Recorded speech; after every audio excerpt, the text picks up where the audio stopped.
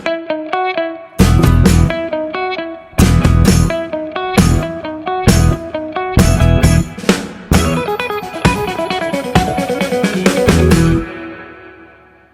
नमस्कार। आपका न्यूज का एपिसोड 792 है, 23 मई 2025।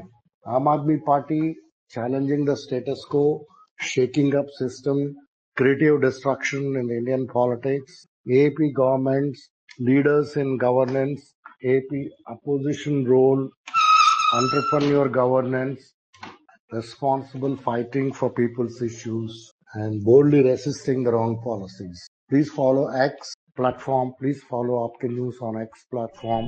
दिल्ली का समाचार, आम आदमी पार्टी का राज्यसभा मेंबर राघव चड्ढा को आपको मालूम है कि एशियन लीडरशिप कॉन्फ्रेंस सोल में बुलाया गया है लेक्चर देने के लिए, और ये बहुत ही बड़ा एक ऑनर है, इज्जत है राघव चड्ढा के लिए और आम आदमी पार्टी के लिए, क्योंकि ये कॉन्फ्रेंस जो है इसको एशिया का दावोस कहा जाता है। इसमें इसके पहले बड़े बड़े स्पीकर्स थे, जैसे कि बैरक ओबामा से लेके कई सारे बड़े बड़े लीडर्स भी इसी के अंदर बात किया है।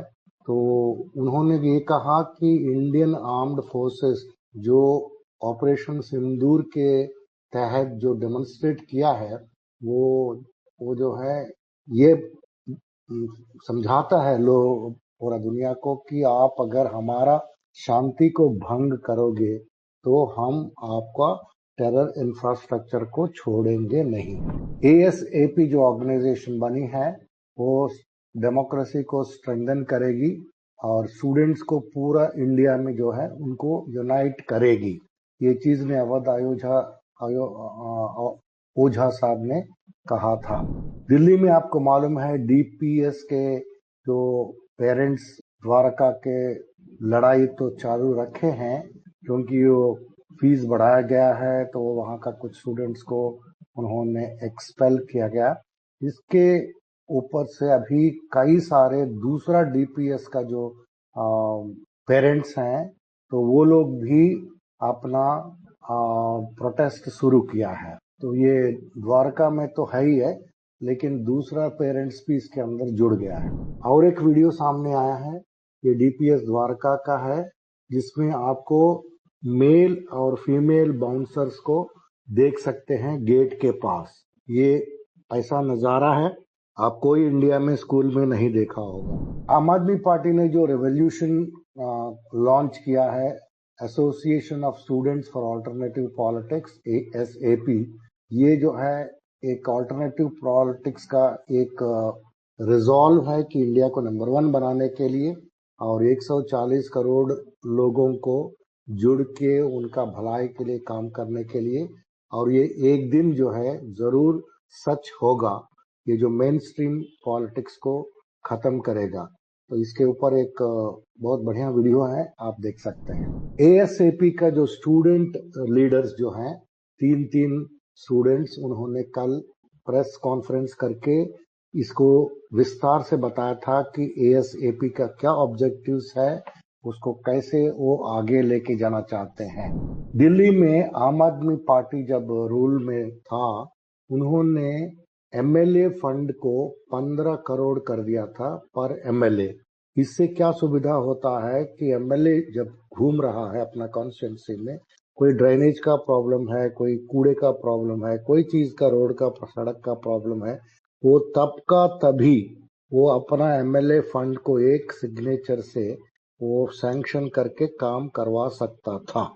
नहीं तो क्या होता है कि वो आप पर्टिकुलर डिपार्टमेंट में जाइए, फिर वो मिनिस्टर को पकड़िए, फिर वो बाबू को पकड़िए जो सेक्रेटरी, चीफ सेक्रेटरी, फिर उनको निवेदन कीजिए, फिर उनका टेंडर लगवाइए, वो सभी में बहुत डिले हो जाता है। इसलिए आम आदमी पार्टी का जो पढ़े लिखे गवर्नेंस है, उन्होंने ये सोचा कि ये जो 5 करोड़ छोड़ के हमने उसको 15 करोड़ कर दिया तो 3 गुना ज्यादा काम और जल्दी हो जाएगा, और हो भी रहा था कई सारे काम। फिर अभी बीजेपी का गवर्नमेंट आने के बाद वो 15 करोड़ को 5 करोड़ कर दिया। क्यों? क्योंकि बीजेपी का जो लोग हैं उनको सीएम वगैरह उनको यकीन नहीं है कि ये बीजेपी वाले एमएलए वो 15 करोड़ से काम करवाएंगे। उनको पूरा यकीन है कि वो 15 करोड़ खा लेंगे, इसलिए वो 5 करोड़ कर दिया है।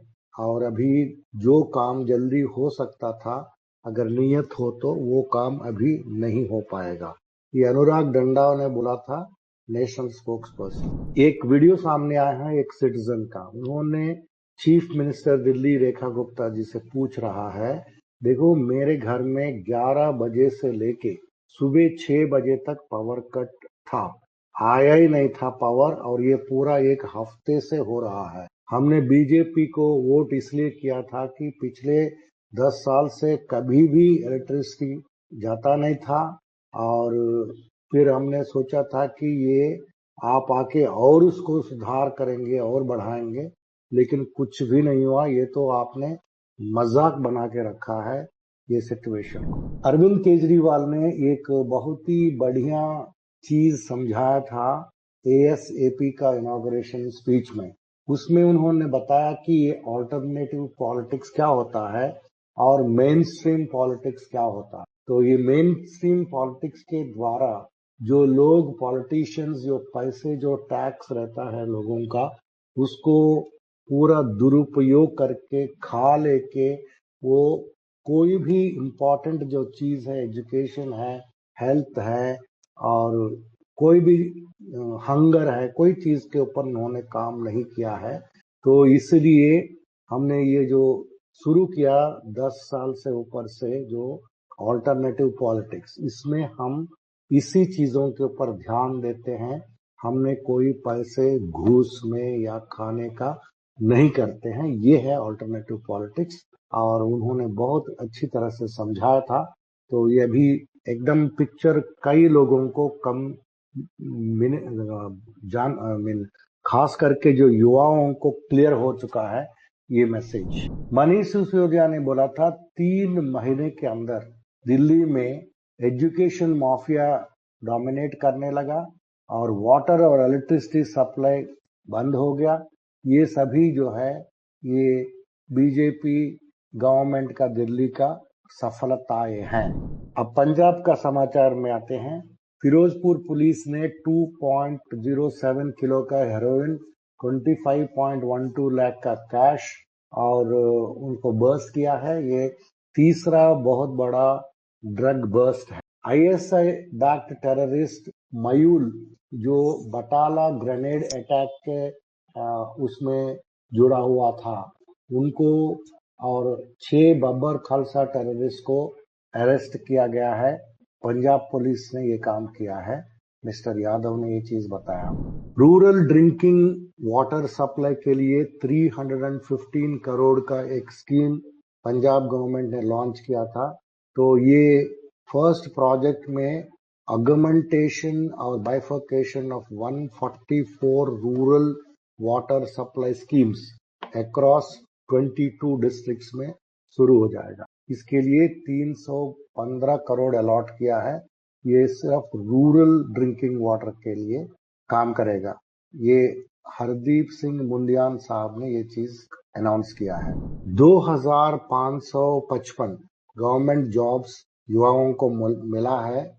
ये है योगा ट्रेनर बनेंगे। वो 12th पास कैंडिडेट हैं, बिलो 30 इयर्स का एज है, और ये 1 ईयर कोर्स करेंगे और 8 मंथ्स फील्ड ट्रेनिंग करेंगे।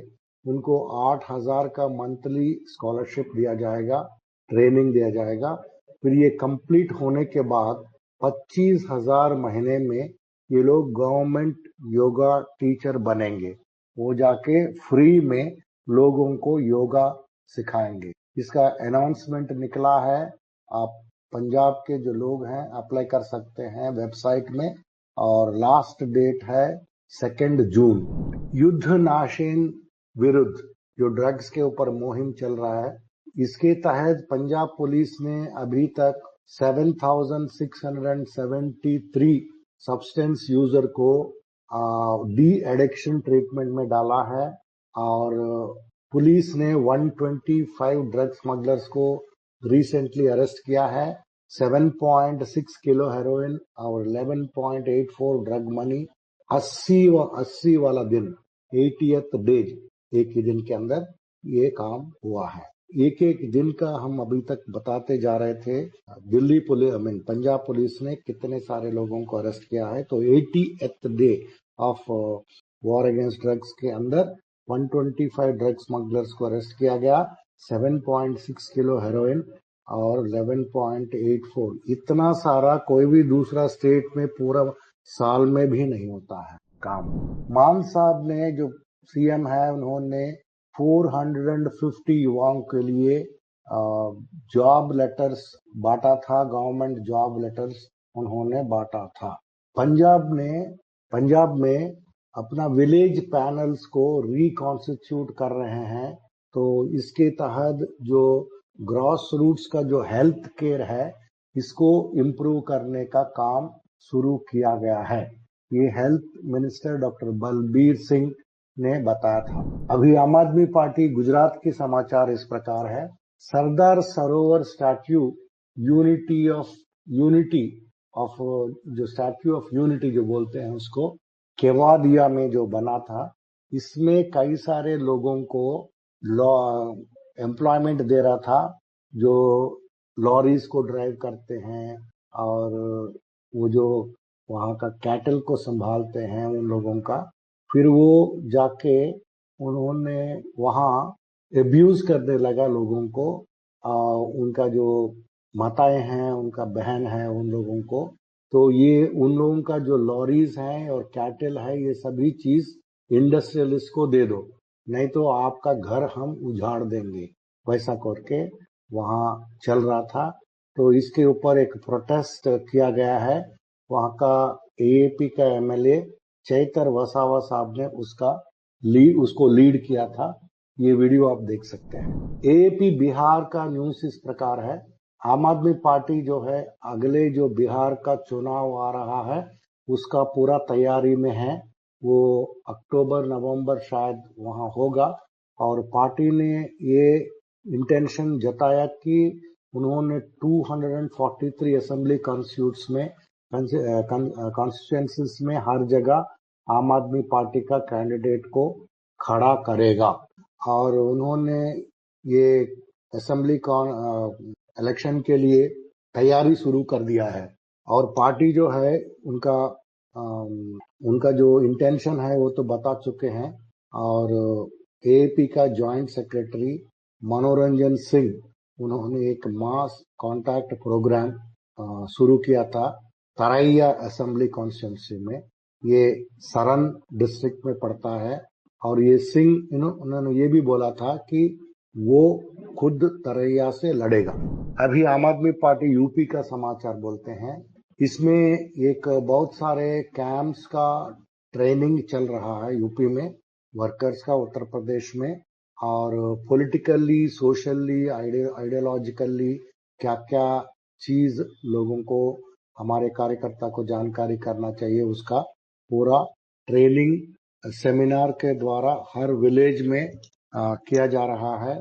और हर विलेज में मेंबरशिप ड्राइव भी शुरू कर दिया गया है। और जो लोकल इश्यूज है उसको भी कलेक्ट किया जा रहा है। ये चीज संजय जी ने बताया था, जो एमपी है। दूसरा न्यूज इसी का जुड़ा हुआ है। मीरठ में एक बहुत बड़ा एक resolution camp western province of Uttar Pradesh में किया गया था। वो एमपी संजय सिंह थे और वहाँ और भी एपी के लीडर्स थे। और उसमें वो कहा था कि ये जो मीरठ है, मीरठ बहुत ही हीरो लोगों का जगह है।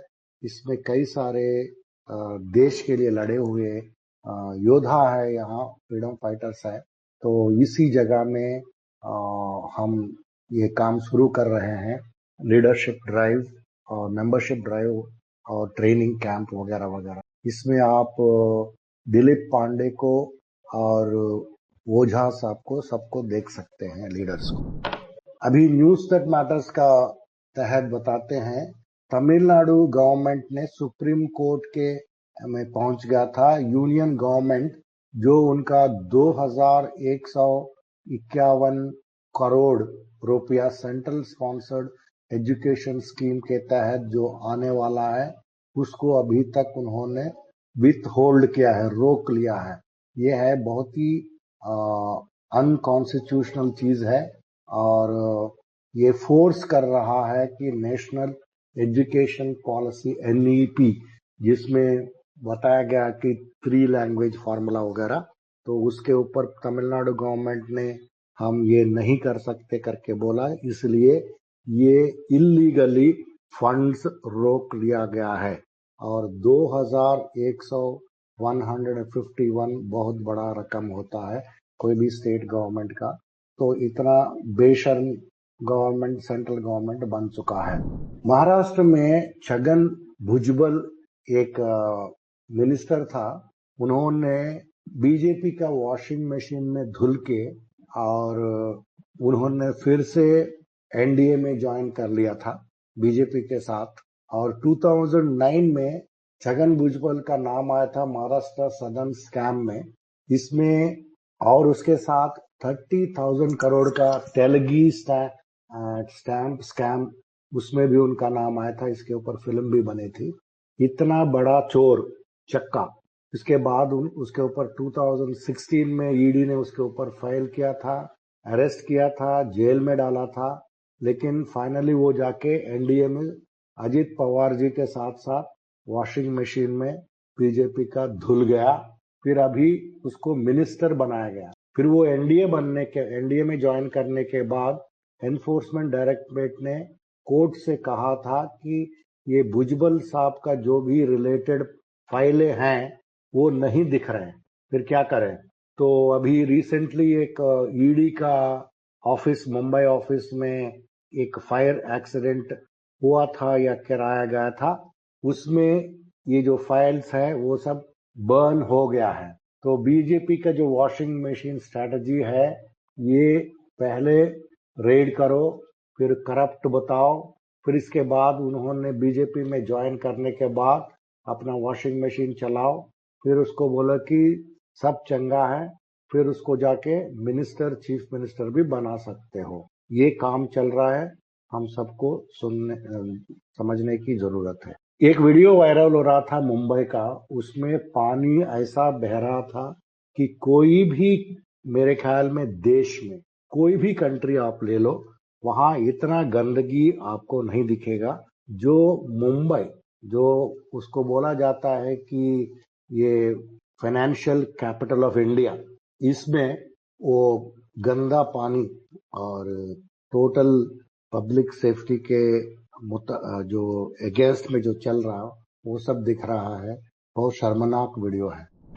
नॉर्थर्न रेलवे में उन्होंने ऑब्जेक्ट किया था कि दिल्ली पोल्यूशन कंट्रोल कमेटी से, तो उनको एक नोटिस भी भेजा था, बोला कि हमने आपके ऊपर 40,000 पर डे उसका फाइन लगाएंगे, क्योंकि आप वहां का untreated waste water Okhla drain से डीजल लोकोमोटिव शेड जो तुगलकाबाद में है उसको उसके ऊपर छोड़ रहा है। ये अनजस्टिफाइड है। ये बहुत ही इंटरेस्टिंग चीज है कि रेलवे वाले बोल रहे हैं कि दिल्ली गवर्नमेंट के ऊपर हम पेनाल्टी लगाएंगे, और होना भी चाहिए। तो रेलवे का लोग हैं बहुत दुखी हैं, बहुत एंग्री है पोल्यूशन के ऊपर दिल्ली का। अभी इंटरनेशनल डिप्लोमेसी शुरू हो गया है, इसमें एक बहुत बड़ा अच्छा मार्केटिंग करने वाला रोड शो शुरू हुआ है।